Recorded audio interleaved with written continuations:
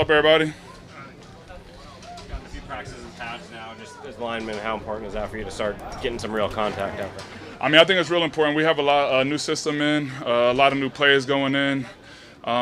Sometimes it's kind of easy to see what we're doing on cans and stuff like that during OTAs when we're just in helmets, but it's a lot different when you're going full speed, bodies are moving, there's full pads, so guys have to be moved out of spots and stuff like that. So I think it's real valuable getting these reps and getting these really long practices in.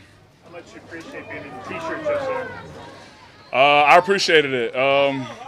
Some vets that I played with when I was young, seen on my Instagram story that I was just in a helmet, and they were like, "Oh, you finally earned that vet day." So it's funny, now I'm finally year 10. I finally get to have a day like that.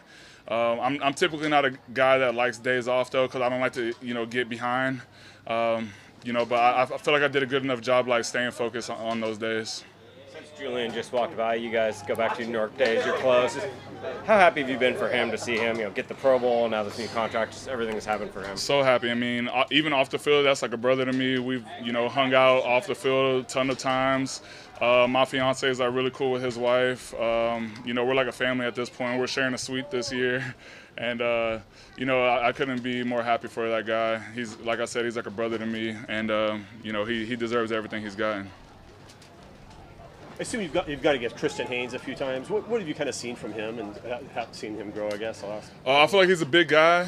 He's very strong. He's tall. I feel like I've been trying my best to try to teach some of these rookie guys what I'm seeing. There's times even in yesterday when we were just in shirts, I was calling out when those guys were pulling because I can tell because I've been in the league long enough, And I called it out 2 or 3 times and was 100% on all of them. So he was asking me what are you seeing? Why are you seeing this? And I try to give him feedback to let them know because even though we're out here competing against each other, in the end of the day, they're on my side and they're on my team, and I want them to get better. Do you have a book on linemen for booze like that? Is it a literal book with notes on guys, or is it just in your head from playing them over and over again? Oh yeah, I actually have saved a few books from over the years of scouting certain teams, certain players. So I pretty much have a stack of 10, 15 books that from over the the last few years that I keep on certain guys. And then just over time, learning how to study, learning how to watch guys. Now when I'm on the field, even if I'm going against a new guy, I can still from all the notes and studying that I've done from the past, I can see what's going on with the new guy even, What have you seen out of Byron Murphy? I mean, I think he's a great player. I don't want to put too much pressure on him. I know how the media does sometimes. Don't put too much pressure on him. But he's a great player. He's working very hard. I think he has a really low center of gravity, just naturally. That's how he's built. And I think he's pretty polished to be a rookie. Like I said before, I think you see a lot of first rounders or rookies in general that come in to the league and they kind of have God-given ability and talent, but they don't really understand the game quite well yet. I think he has a combination of both. And I don't think you got to play with Channel last year at all since coming over. What have you seen out of him and seeing him on the field as your teammate? Yeah, that's a good point. I mean, when I got traded here last year, that was one of the first guys I was excited to play with until I realized he was hurt. So now this is our first year building some chemistry. We obviously play together at USC, but we're a lot different from then. And I think he's a great leader. He's definitely the leader of that outside linebacker group.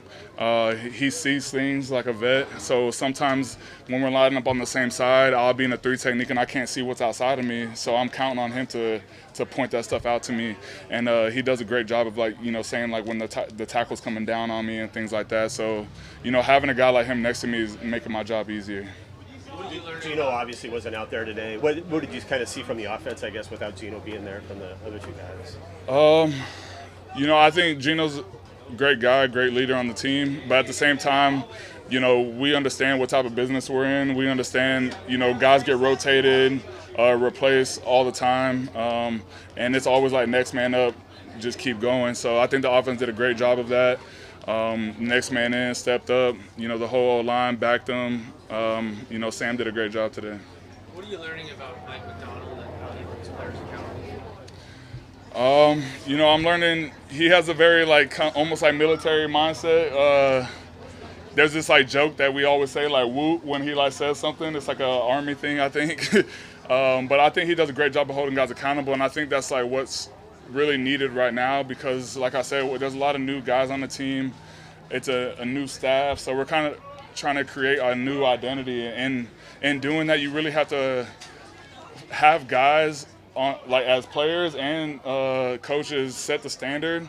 And if guys aren't reaching that standard, you have to hold them accountable to raise to that standard. So I think it's really important right now. Is it an adjustment going from a coach with a different coaching style to Mike McDonald? Yeah, I think so. You know, I think it's always an adjustment when you have two different head coaches, honestly, but also their styles were pretty different. You know, when I only had Pete for not too long, so it's hard for me to compare because I was only with him for 8 weeks. But, you know, this is definitely, you know, we're trying to hold guys accountable this year. We're trying to make sure everyone rises to that level.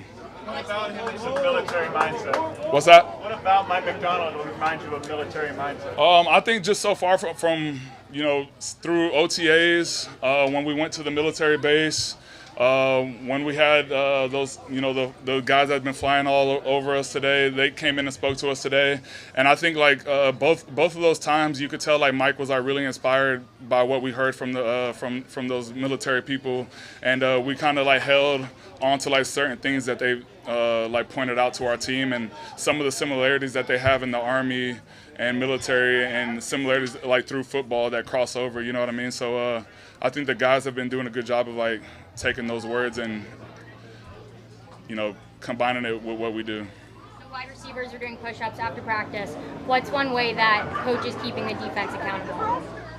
I think that's player-driven, honestly, and that's one way that, you know, I could step up, some of the leaders on the team could step up, because at the end of the day, although we have a new coaching staff, if things aren't running the way we want them to be ran, it's like it's on the players first of all. So before I go to a coach and say like, hey, why isn't this right, I have to like look at myself in the mirror and be like, why isn't this running right? And I have to first say something to the team, and then if it's not running right, then I can say something to coach. So I think in a way like this, you know, the coaches always say they want to give the keys to the players, and this is the time to do it. Do you maybe feel like you have more voice, more ability to step up as a leader this year, given the fact you're not joining mid-season, trying to get up to speed with the group? You haven't been around, that you're here from the start. You can kind of maybe use that voice a little bit more with these guys? Yeah, for sure. I definitely feel a lot more comfortable.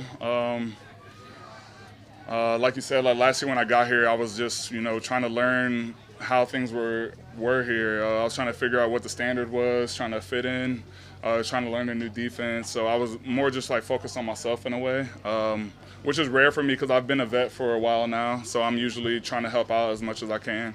And, you know, now that I've been established here, I come back, I'm more welcomed by my teammates, and it's a lot easier for me to step up and help out.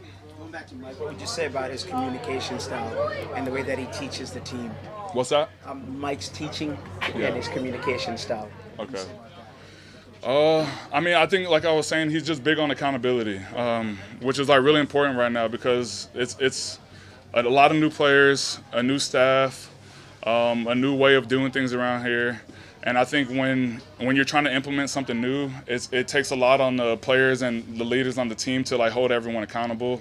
So I think the more he harps on like holding guys accountable, the more like the leaders will understand that, the more the coaching staff will understand that. And I think he's doing a good job. So he makes that very clear, kind Yeah. of, you know, the expectations and that kind of thing.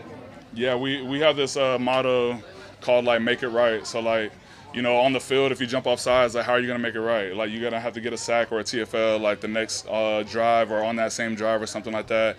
You know, we have like certain fine systems that we make up and stuff like that inside the building that like, you know, if you're late or something like that, like how are you gonna make it right? So I think those are like small ways of like how we're trying to hold guys accountable.